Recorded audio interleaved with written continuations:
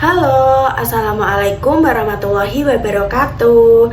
Sebelumnya, perkenalkan nama saya Elisa Putriziana. Saya berasal dari program studi Pendidikan Bahasa dan Sastra Indonesia, Fakultas Keguruan dan Ilmu Pendidikan Universitas Islam Sultan Agung Semarang.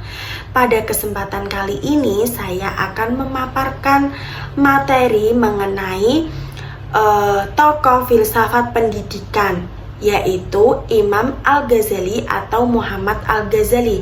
Pasti kalian tidak asing bukan dengan tokoh tersebut? Video ini saya buat guna untuk memenuhi tugas akhir mata kuliah filsafat pendidikan yang diampu oleh Ibu Meilan Arsanti, SPD MPD. Sebelum kita masuk ke materi pembahasan, maka saya akan menjelaskan terlebih dahulu materi-materi yang akan saya paparkan pada video ini. Baik, yang pertama yaitu ada biografi singkat mengenai Al-Ghazali.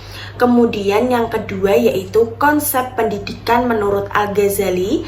Yang ketiga yaitu pandangan atau teori pendidikan menurut Al-Ghazali. Dan yang terakhir yaitu menemukan relevansi pemikiran Al-Ghazali dalam pendidikan di Indonesia. Baik, langsung saja kita masuk ke materi pertamanya, yaitu mengenai biografi Al-Ghazali. Nah, pada slide tersebut saya sudah menampilkan foto yaitu Imam Al-Ghazali. Di sini saya akan membacakan biografi singkat dari Al-Ghazali tersebut. Nama lengkap Al-Ghazali adalah Abu Hamid Muhammad Al-Ghazali yang lahir pada 540 Hijriah atau 1058 Masehi di Ghazaleh, suatu kota kecil yang terletak di dekat Tus di Khorasan Iran. Sebutan Al-Ghazali diambil dari kata Ghazalah, yakni nama kampung kelahiran Al-Ghazali. Nah, tadi merupakan biografi singkat dari Al-Ghazali. Langsung saja kita masuk ke slide berikutnya, yaitu konsep pendidikan menurut Al-Ghazali. Proses internalisasi ilmu pengetahuan dan pendidikan merupakan sarana untuk menyiarkan ajaran Islam dan memelihara jiwa. Oleh karena itu, pendidikan merupakan ibadah dan upaya meningkatkan kualitas diri. Pendidikan yang baik merupakan jalan untuk mendekatkan diri kepada Allah Subhanahu wa Ta'ala dan mendapatkan kebahagiaan di dunia dan akhirat. Pandangan pendidikan menurut Al-Ghazali adalah setiap usaha transformasi nilai-nilai yang sesuai dengan ajaran Islam dengan meletakkan Al-Quran dan Sunnah Nabi sebagai sumber dan acuan utamanya. Selanjutnya yaitu pandangan pendidikan menurut Al-Ghazali. Pemikiran pendidikan menurut Al-Ghazali dilihat dari beberapa hal, yaitu yang pertama, bangunan pemikiran pendidikan Al-Ghazali bersifat religius etis dan menempatkan ilmu pengetahuan pada posisi yang sangat terhormat. Pendidikan merupakan sarana untuk mendekatkan diri kepada Allah Subhanahu wa Ta'ala yang dapat menghantarkan manusia untuk menggapai kebahagiaan di dunia dan di akhirat. Kemudian pandangan pendidikan yang kedua yaitu tujuan pendidikan Al-Ghazali mencakup 3 aspek, yaitu yang pertama ada aspek kognitif yang meliputi pembinaan nalar seperti kecerdasan, kepandaian, dan daya pikir. Aspek yang kedua yaitu aspek afektif, yaitu meliputi pembinaan hati seperti pengembangan rasa, kalbu, dan rohani. Aspek yang terakhir yaitu aspek psikomotorik yang yaitu pembinaan jasmani seperti kesehatan badan dan keterampilan. Oke, untuk yang ketiga yaitu ada pendidik dan anak didik. Pendidik menurut Al-Ghazali adalah pribadi yang menguasai suatu disiplin ilmu dan mampu mengamalkannya. Pendidik adalah sosok manusia yang secara total berkonsentrasi kepada bidang pendidikan. Ia tidak boleh melakukan aktivitas lainnya, namun di sisi lain ia boleh menerima imbalan materi yang profesional untuk memenuhi kebutuhan hidupnya.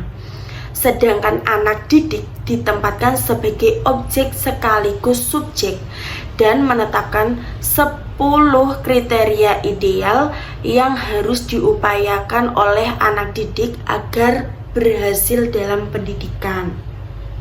Selanjutnya yang keempat yaitu ada klasifikasi ilmu. Al-Ghazali menyebutkan 4 kategori klasifikasi ilmu pengetahuan, yaitu yang pertama ada klasifikasi ilmu syariah atau religi dan akliyah atau nalar atas ilmu akhirat dan ilmu dunia. Di sisi lain terdapat ilmu ghairu al-sya'iyah atau non-religi yang dibedakan menjadi ilmu terpuji atau mahmudah, dibolehkan atau mubah, dan tercela atau majmumah.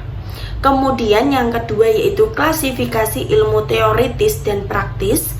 Yang ketiga ada klasifikasi pengetahuan menjadi bagian pengetahuan yang dihadirkan atau huduri dan pengetahuan yang diperoleh atau hushuli.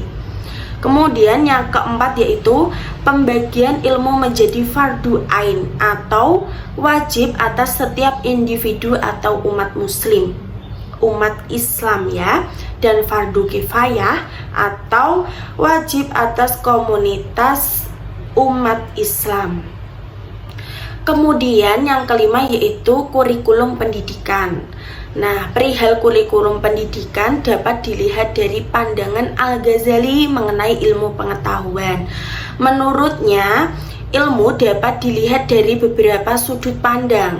Secara terperinci, kurikulum pendidikan menurut Al-Ghazali meliputi A. Itu ada ilmu syariat sebagai ilmu terpuji, terdiri dari 4. Yang pertama, ilmu ushul meliputi Quran, sunnah, pendapat sahabat, dan ijma' ulama. Kemudian yang kedua yaitu ilmu faruq meliputi fikih dan akhlak. Yang ketiga ilmu pengantar meliputi bahasa Arab dan gramatika. Yang keempat ilmu pelengkap yakni qiraat, tafsir, biografi, dan tarikh perjuangan sahabat. Kemudian B yaitu ilmu syariat yang terdiri dari 1. Ilmu yang terpuji yaitu kedokteran, matematika, dan ilmu perusahaan. Yang kedua yaitu ilmu yang diperbolehkan yaitu kebudayaan, sastra, dan sejarah. Litah Ramayulis dalam ensiklopedia Tokoh Pendidikan Islam halaman 59. Oke, kemudian yang keenam yaitu metode pengajaran. Karena pemikiran pendidikan Al-Ghazali berorientasi pada pendidikan akhlak, maka metode pendidikan yang digunakan meliputi uswatun hasanah atau memberikan teladan yang baik, riyadah atau oleh batin, dan mujahadah pelatihan atau pembiasaan ibadah. Ketiganya dikemas dengan baik dan dikomunikasikan pada anak didik berdasarkan kondisi sosial dan usia perkembangan anak. Ketepatan dalam memberikan perlakuan anak adalah kunci keberhasilan pendidikan. Dan yang terakhir di sini ada relevansi pandangan pendidikan Al-Ghazali terhadap pendidikan di Indonesia. Nah, bagi pemerintah dan pendidik dapat menjadikan pemikiran pendidikan Al-Ghazali sebagai inspirasi dalam pendidikan, menegakkan pendidikan di Indonesia yang berkualitas. Pandangan pendidikan menurut Al-Ghazali dapat direlevansikan pada pendidikan karakter dengan tujuan tumbuhnya nilai-nilai moral dalam pribadi peserta didik. Pandangan tersebut juga dapat direlevansikan dengan pendekatan secara saintifik dan implementasinya dapat berupa program-program pendidikan. Salah satu contohnya adalah literasi. Pengertian literasi dalam konteks gerakan literasi sekolah adalah kemampuan mengakses, memahami, dan menggunakan secara cerdas melalui berbagai aktivitas antara lain membaca, melihat, menyimak, menulis, dan berbicara. Nah, itu tadi terkait dengan konsep dan pandangan pendidikan menurut Al-Ghazali beserta relevansinya.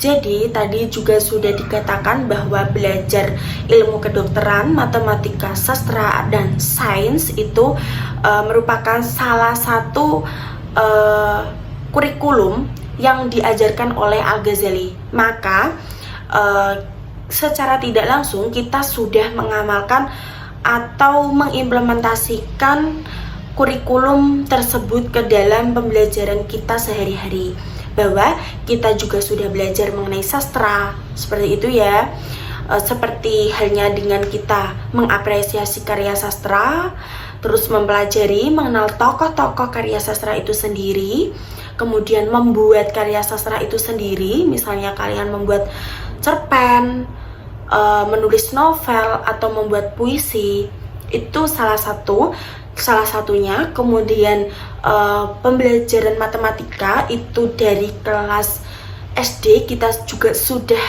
mempelajarinya seperti itu sampai di sekolah menengah atas, atau bahkan ada yang sampai di perguruan tinggi seperti itu, dan ilmu kedokteran. Jadi tadi merupakan hasil dari pekerjaan saya yang saya paparkan terkait dengan konsep dan pandangan pendidikan dari Imam Al-Ghazali tersebut. Semoga bermanfaat dan dapat memberikan wawasan kepada yang menonton video ini. Terima kasih. Apabila ada kesalahan mohon dimaafkan. Wabillahi taufiq wal hidayah. Wassalamualaikum warahmatullahi wabarakatuh.